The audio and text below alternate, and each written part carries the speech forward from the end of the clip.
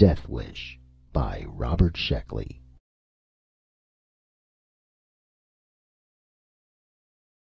Compared with a spaceship in distress, going to hell in a handbasket is roomy and slow. The space freighter Queen Deirdre was a great, squat, pockmarked vessel of the Earth-Mars run, and she never gave anyone a bit of trouble. That should have been sufficient warning to Mr. Watkins, her engineer. Watkins was fond of saying that there are two kinds of equipment: the kind that fails bit by bit, and the kind that fails all at once. Watkins was short and red-faced, magnificently mustached, and always a little out of breath. With a cigar in his hand, over a glass of beer, he talked most cynically about his ship, in the immemorial fashion of engineers. But in reality, Watkins was foolishly infatuated with Deirdre, idealized her, humanized her, and couldn't conceive of anything serious ever happening. On this particular run, Deirdre soared away from Terra at the proper speed. Mr. Watkins signaled that fuel was being consumed at the proper rate, and Captain Summers cut the engines at the proper moment, indicated by Mr. Rajcik, the navigator. As soon as Point Able had been reached and the engines stopped, Summers frowned and studied his complex control board. He was a thin and meticulous man, and he operated his ship with mechanical perfection. He was well liked in the front offices of Michelson Spacelines, where Old Man Michelson pointed to Captain Summers' reports as models of neatness and efficiency.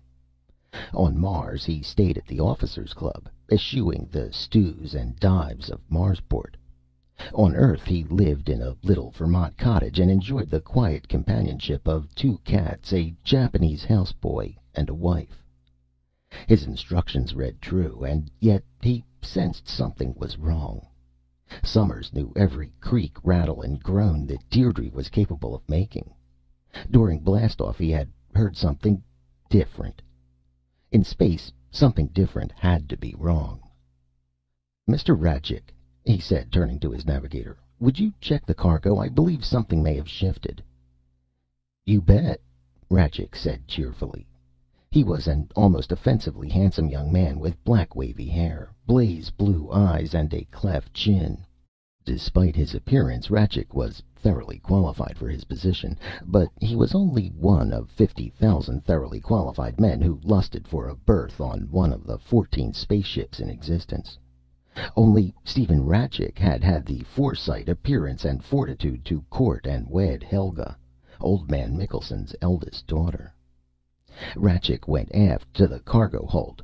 Deirdre was carrying transistors this time, and microfilm books, and platinum filaments, salamis, and other items that could not as yet be produced on Mars. But the bulk of her space was taken by the immense Forreston computer. Rajcik checked the positioning lines on the monster, examined the stays and turnbuckles that held it in place, and returned it to the cabin. "All in order, boss," he reported to Captain Summers with a smile that only an employer's son-in-law can both manage and afford. "Mr. Watkins, do you read anything?" Watkins was at his own instrument panel. "Not a thing, sir. I'll vouch for every bit of equipment in Deirdre." "Very well. How long before we reach Point Baker?" "3 minutes, Chief," Rajcik said. "Good." The spaceship hung in the void, all sensation of speed lost for lack of a reference point. Beyond the portholes was darkness, the true color of the universe, perforated by the brilliant lost points of the stars. Captain Summers turned away from the disturbing reminder of his extreme finitude, and wondered if he could land Deirdre without shifting the computer. It was by far the largest, heaviest, and most delicate piece of equipment ever transported in space. He worried about that machine. Its value ran into the billions of dollars, for Mars Colony had ordered the best possible, a machine whose utility would offset the immense transportation charge across space. As a result, the Forreston computer was perhaps the most complex and advanced machine ever built by man. 10 seconds to Point Baker," Rajcik announced. "Very well." Summers readied himself at the control board. 4, 3, 2, 1, fire. Summers activated the engines. Acceleration pressed the three men back into their couches. And more acceleration. And, shockingly, still more acceleration. "The fuel!" Watkins yelped, watching his indicators spinning. "The course!"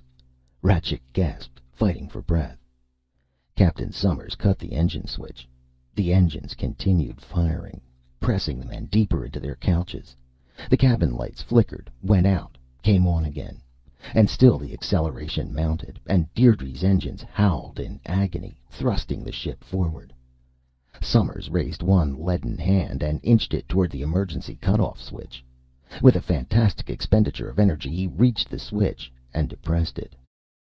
The engines stopped with dramatic suddenness, while tortured metal creaked and groaned. The lights flickered rapidly, as though Deirdre were blinking in pain. They steadied, and then there was silence.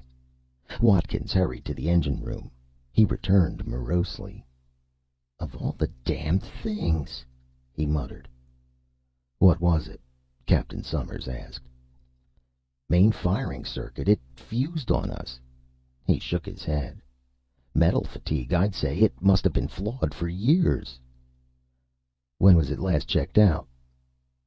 "Well, it's a sealed unit, supposed to outlast the ship. Absolutely foolproof, unless—" "Unless it's flawed." "Don't blame it on me. Those circuits are supposed to be X-rayed, heat-treated, fluoroscoped. You just can't trust machinery." At last Watkins believed that engineering axiom. "How are we on fuel?" Captain Summers asked. "Not enough left to push a kiddie car down Main Street," Watkins said gloomily. "If I could get my hands on that factory inspector." Captain Summers turned to Rachik, who was seated at the navigator's desk, hunched over his charts. "How does this affect our course?" Rachik finished the computation he was working on and gnawed thoughtfully at his pencil. "It kills us.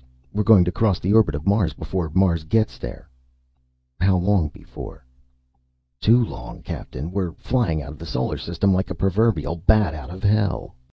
Rachik smiled, a courageous, devil-may-care smile, which Watkins found singularly inappropriate. "Damn it, man!" he roared. "Don't just leave it there. We've got a little fuel left. We can turn her, can't we? You are a navigator, aren't you?" "I am," Rachik said icily. "And if I computed my course the way you maintain your engines, we'd be plowing through Australia now." "Why, you little company toady, at least I got my job legitimately, not by marrying—" "That's enough," Captain Summers cut in. Watkins, his face a mottled red, his mustache bristling, looked like a walrus about to charge. And Rachik, eyes glittering, was waiting hopefully. "No more of this," Summers said. "I give the orders here." "Then give some!" Watkins snapped. "Tell him to plot a return curve. This is life or death." "All the more reason for remaining cool. Mr. Rachik, can you plot such a course?" "First thing I tried," Rachik said. "Not a chance. On the fuel we have left, we can turn a degree or two, but it won't help." Watkins said, "Of course it will. We'll curve back into the solar system." "Sure, but the best curve we can make will take a few thousand years for us to complete." "Perhaps a landfall on some other planet. Neptune, Uranus." Rachik shook his head. "Even if an outer planet were in the right place at the right time, we'd need fuel, a lot of fuel, to get into a braking orbit. And if we could, who'd come get us? No ship has gone past Mars yet." "At least we'd have a chance," Watkins said. "Maybe," Rachik agreed indifferently. "But we can't swing it. I'm afraid you'll have to kiss the solar system goodbye." Captain Summers wiped his forehead and tried to think of a plan. He found it difficult to concentrate. There was too great a discrepancy between his knowledge of the situation and its appearance. He knew intellectually that his ship was traveling out of the solar system at a tremendous rate of speed. But in appearance they were stationary, hung in the abyss, three men trapped in a small, hot room, breathing the smell of hot metal and perspiration. "What shall we do, Captain?" Watkins asked. Summers frowned at the engineer. Did the man expect him to pull a solution out of the air? How was he even supposed to concentrate on the problem? He had to slow the ship, turn it, but his senses told him that the ship was not moving. How, then, could speed constitute a problem? He couldn't help but feel that the real problem was to get away from these high-strung, squabbling men, to escape from this hot, smelly little room. "Captain, you must have some idea." Summers tried to shake his feeling of unreality. The problem, the real problem, he told himself, was how to stop the ship.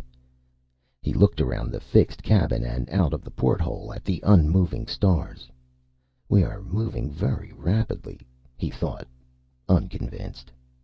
Ratchik said disgustedly, "Our noble captain can't face the situation." "Of course I can," Summers objected, feeling very light-headed and unreal. "I can pilot any course you lay down. That's my only real responsibility. Plot us a course to Mars." "Sure," Ratchik said, laughing. "I can. I will. Engineer, I'm going to need plenty of fuel for this course, about 10 tons. See that I get it." "Right you are," said Watkins. "Captain, I'd like to put in a requisition for 10 tons of fuel." "Requisition granted," Summers said. "All right, gentlemen. Responsibility is inevitably circular. Let's get a grip on ourselves. Mr. Ratchik, suppose you radio Mars." When contact had been established, Summers took the microphone and stated their situation. The company official at the other end seemed to have trouble grasping it. "But can't you turn the ship?" he asked bewilderedly. "Any kind of orbit." "No. I've just explained that." "Then what do you propose to do, Captain?" "That's exactly what I'm asking you." There was a babble of voices from the loudspeaker, punctuated by bursts of static. The lights flickered and reception began to fade. Ratchik, working frantically, managed to re-establish the contact. "Captain," the official on Mars said, "we can't think of a thing. If you could swing into any sort of orbit." "I can't." "Under the circumstances, you have the right to try anything at all. Anything, Captain." Summers groaned. "Listen, I can think of just one thing. We could bail out in spacesuits as near Mars as possible, link ourselves together, take the portable transmitter. It wouldn't give much of a signal, but you'd know our approximate position. Everything would have to be figured pretty closely. Those suits just carry 12 hours air, but it's a chance." There was a confusion of voices from the other end. Then the official said, "I'm sorry, Captain." "What? I'm telling you, it's our one chance." "Captain, the only ship on Mars now is the Diana. Her engines are being overhauled." "How long before she can be spaceborne?" 3 weeks at least, and a ship from Earth would take too long. Captain, I wish we could think of something. About the only thing we can suggest." The reception suddenly failed. Ratchik cursed frustratedly as he worked over the radio. Watkins gnawed at his mustache. Summers glanced out of a porthole and looked hurriedly away, for the stars, their destination, were impossibly distant. They heard static again, faintly now. "I can't get much more," Ratchik said. "This damned reception. What could they have been suggesting?" "Whatever it was," said Watkins, "they didn't think it would work." "What the hell does that matter?" Ratchik asked, annoyed. "It'd give us something to do." They heard the official's voice, a whisper across space. "Can you hear? Suggest?" At full amplification, the voice faded, then returned. "Can only suggest most unlikely, but try calculator. Try." The voice was gone, and then even the static was gone. "That does it," Ratchik said. The calculator? Did he mean the Farason computer in our hold? "I see what he meant," said Captain Summers. "The Farason is a very advanced job. No one knows the limits of its potential. He suggests we present our problem to it." "That's ridiculous," Watkins snorted. "This problem has no solution." "It doesn't seem to," Summers agreed. But the big computers have solved other apparently impossible problems. We can't lose anything by trying. No, said Ratchik, as long as we don't pin any hopes on it. That's right. We don't dare hope, Mr. Watkins. I believe this is your department. Oh, what's the use? Watkins asked. You say don't hope, but both of you are hoping anyhow. You think the big electronic god is going to save your lives. Well, it's not. We have to try, Summers told him. We don't. I wouldn't give it the satisfaction of turning us down. They stared at him in vacant astonishment. Now you're implying that machines think, said Ratchik. Of course I am, Watkins said, because they do. No, I'm not out of my head. Any engineer will tell you that a complex machine has a personality all its own. Do you know what that personality is like? Cold, withdrawn, uncaring, unfeeling. A machine's only purpose is to frustrate desire and produce two problems for every one it solves. And do you know why a machine feels this way? You're hysterical, Summers told him. I am not. A machine feels this way because it knows it is an unnatural creation in nature's domain. Therefore, it wishes to reach entropy and cease. A mechanical death wish. I've never heard such gibberish in my life, Summers said. Are you going to hook up that computer? Of course, I'm human. I keep trying. I just wanted you to understand fully that there is no hope. He went to the cargo hold. After he had gone, Ratchik grinned and shook his head. We'd better watch him. He'll be all right, Summers said. Maybe, maybe not. Ratchik pursed his lips thoughtfully. He's blaming the situation on a machine personality now, trying to absolve himself of guilt, and it is his fault that we're in this spot. An engineer is responsible for all equipment. I don't believe you can put the blame on him so dogmatically, Summers replied. Sure I can, Ratchik said. I personally don't care, though. This is as good a way to die as any other, and better than most. Captain Summers wiped perspiration from his face. Again the notion came to him that the problem, the real problem, was to find a way out of this hot, smelly, motionless little box.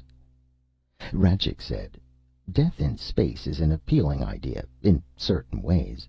Imagine an entire spaceship for your tomb, and you have a variety of ways of actually dying. Thirst and starvation I rule out as unimaginative, but there are possibilities in heat, cold, implosion, explosion. This is pretty morbid, Summers said. I'm a pretty morbid fellow, Ratchik said carelessly. But at least I'm not blaming inanimate objects the way Watkins is, or permitting myself the luxury of shock like you. He studied Summers' face. This is your first real emergency, isn't it, Captain? I suppose so, Summers answered vaguely. And you're responding to it like a stunned ox, Ratchik said. Wake up, Captain. If you can't live with joy, at least try to extract some pleasure from your dying. Shut up, Summers said with no heat. Why don't you read a book or something? I've read all the books on board. I have nothing to distract me except an analysis of your character. Watkins returned to the cabin. Well, I've activated your big electronic god. Would anyone care to make a burnt offering in front of it? Have you given it the problem?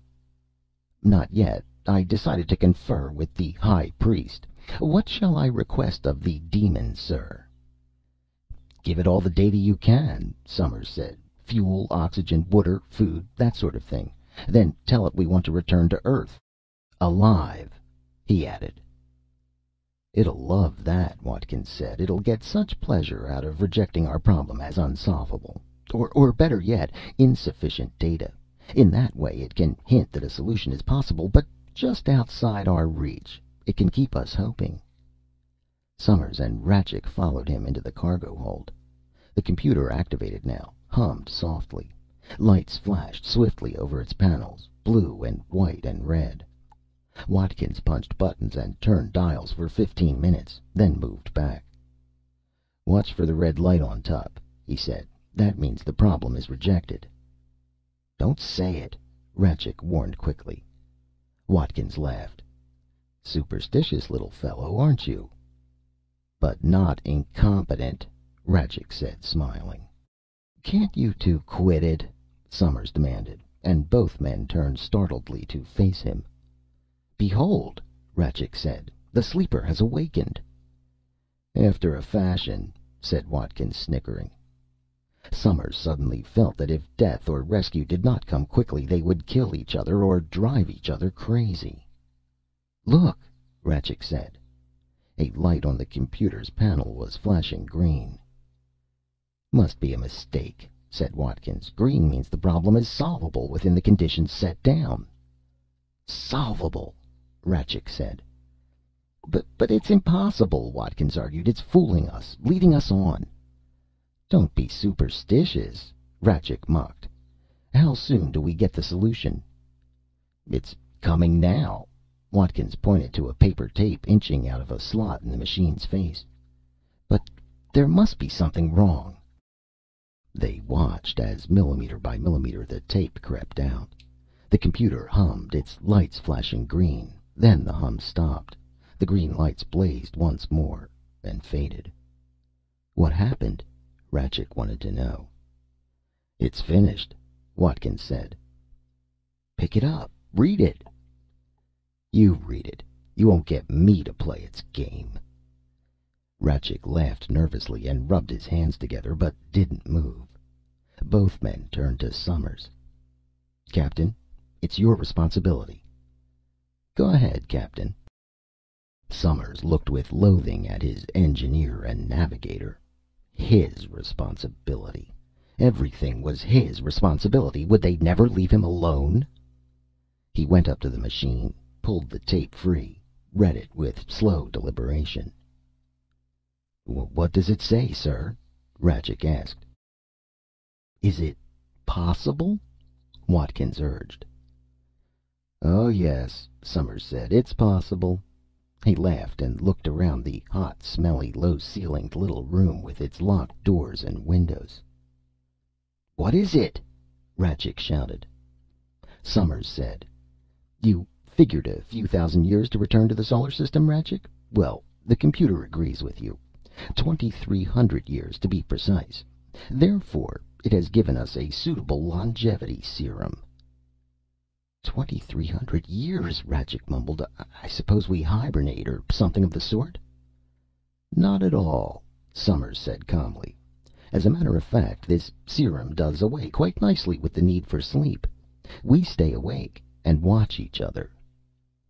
The three men looked at one another, and at the sickeningly familiar room, smelling of metal and perspiration, its sealed doors and windows that stared at an unchanging spectacle of stars. Watkins said, "Yes, that's the sort of thing it would do."